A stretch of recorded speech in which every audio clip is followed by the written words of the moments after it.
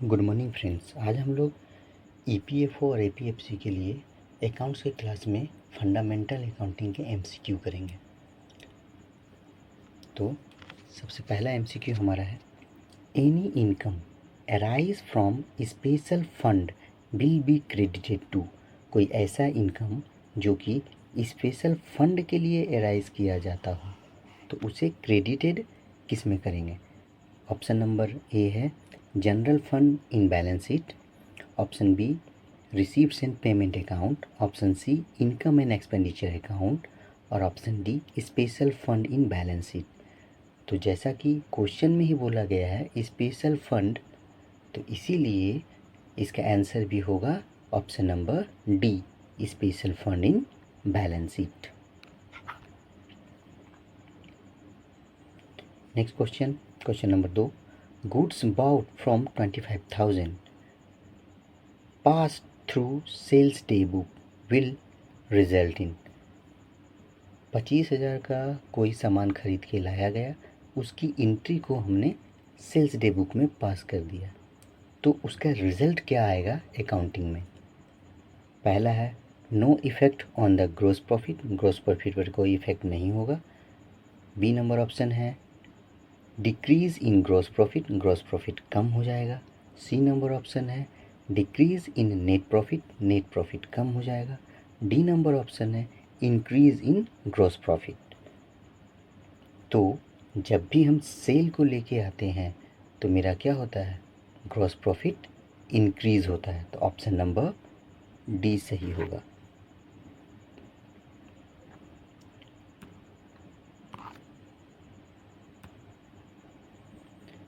तीसरा क्वेश्चन है which of the following will result in disagreement of trial balance.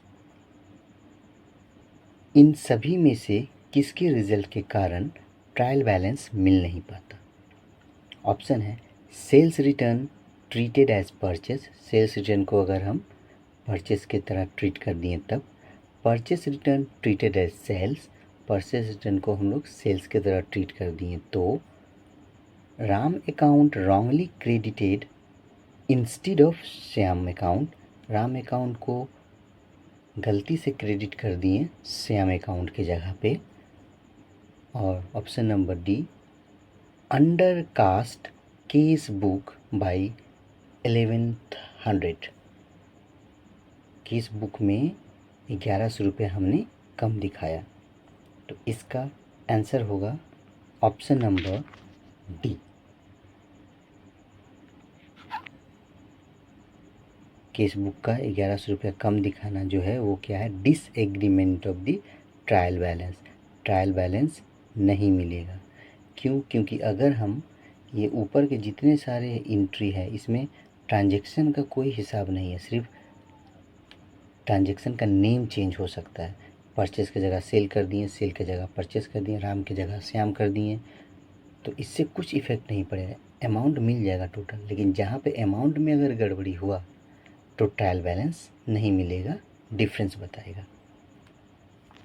Next question number 4, what is the nature of joint venture with को venture account. Joint venture का को venture account के साथ क्या nature follow होता है?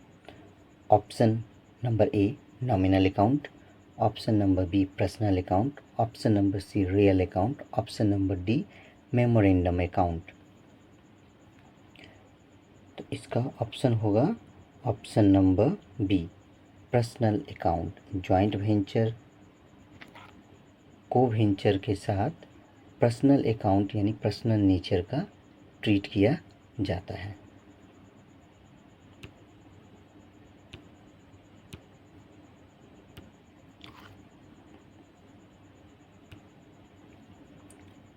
Next question number 5, retirement of bill means, retirement of bill का मतलब क्या होता है? Option number A sending the bill for correction, bill को भेज देना है करेक्शन के लिए। Option number B collection of the bill, bill को कलेक्ट करना। Option number C endorsing the bill in favour of third party, bill को endorse कर देना थर्ड पार्टी के नाम पर। Option number D, making a payment before due date, before due date से पहले पेमेंट को मेक करना यानी पेमेंट करना।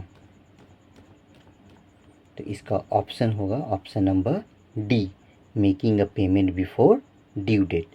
रिटायरमेंट ऑफ बिल का मतलब होता है बिल के पेमेंट टर्म को पूरा कर देना।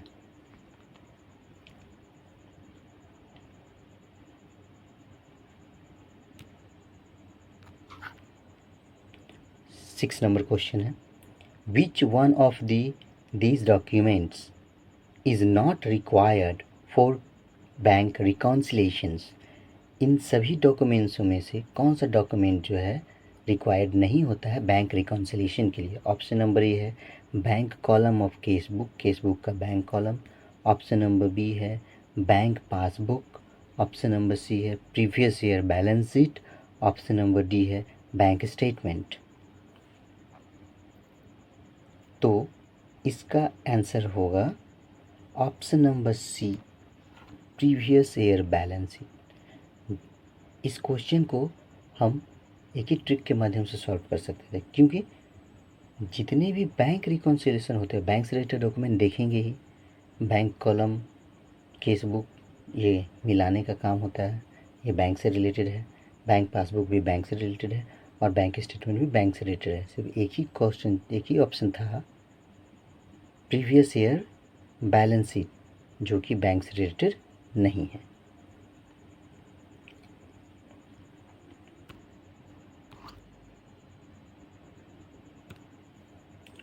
Question number 7, affect only one account. वो कौन से ऐसे एरर हैं जो केवल एक ही अकाउंट को इफेक्ट करेंगे। Option number A, error of casting. Option number B, error of posting. Option number C, error of carry forward. Option number D, all above. तो वन अकाउंट को इफेक्ट करने वाले ये सभी एरर हैं, तो इसका आंसर होगा option number D, all above. Question number 8, trade discount. Trade discount is allowed at the time of sales of good. Trade discount को अलाउ किया जाता है जब हम सामान को सेल करते हैं डेटर को। तो इससे अकाउंट्स में क्या इफेक्ट होता है। Option number A, is record in sales book, इसे सेल्स बुक में रिकॉर्ड किया जाता है। Option number B, is record in cash book, इसे केस बुक में रिकॉर्ड किया जाता है। Option number C, is not record in the book of account, इसे बुक्स ऑफ अकाउंट में रिकॉर्ड किया ही नहीं जाता है। Option number D, is record in journal, इसे जनरल में रिकॉर्ड करके रखा जाता है।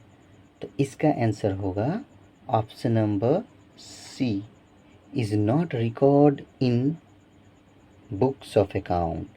ट्रेड डिस्काउंट को हम बुक्स ऑफ अकाउंट में मेंशन नहीं करते हैं, कैश डिस्काउंट को मेंशन किया जाता है। Question number 9, a debit note issued to a creditor for goods return is to be record in the। एक क्रेडिट नोट इशू किया गया क्रेडिटर को, हमने उसके सामान को रिटर्न कर दिया इसीलिए, तो इससे कहाँ पे रिकॉर्ड किया जाता है। Option number A, purchase return book में। Option number B, journal proper में। Option number C, purchase book में। Option number D, bills receivable book में। तो इसका आंसर होगा option number A, purchase return.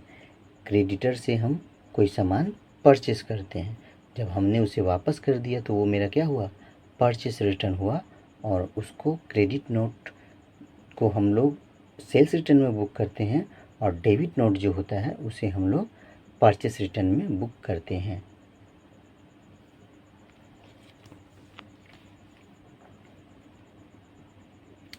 Question number 10, decrease in the amount of creditor result in.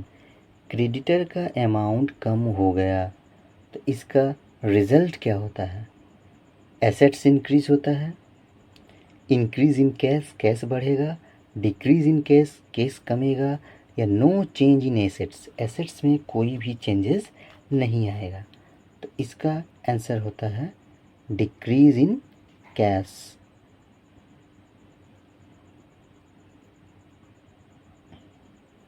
अगर creditor का amount को हम पेड कर रहे हैं, decrease in creditor, creditor decrease होना मतलब मेरे पास 10,000 क्रेडिटर को बैलेंस पेड करना था, मैंने 5,000 पेड कर दिया, तो अब मेरे पास क्रेडिटर कितना बचा, 5,000 बचा। तो डिक्रीज़ किया तो क्या किया, उसे हमने पैसा दिया, तब मेरा क्रेडिटर का बैलेंस कम हुआ। तो इसीलिए डिक्रीज़ इन कैश, जब हम क्रेडिटर को डिक्रीज़ करते हैं तो उसके साथ साथ हमारा कैश भी डिक्रीज़ होता है। Thank you. हमारे चैनल को देखने के लिए धन्यवाद। अगर हमारे चैनल से आपको थोड़ा सा भी लाभ हो रहा हो और आपके नॉलेज में इम्प्रूवमेंट हो रही हो तो हमारे चैनल के साथ जुड़े रहें और सब्सक्राइब कर लें, ताकि और भी आने वाली वीडियो की नोटिफिकेशन आपको मिल जाए और एग्ज़ाम में अच्छी तरह से आप प्रिपेयर होकर जा पाएँ और अपने नॉलेज को बूस्ट करते रहें continuously. Thank you very much.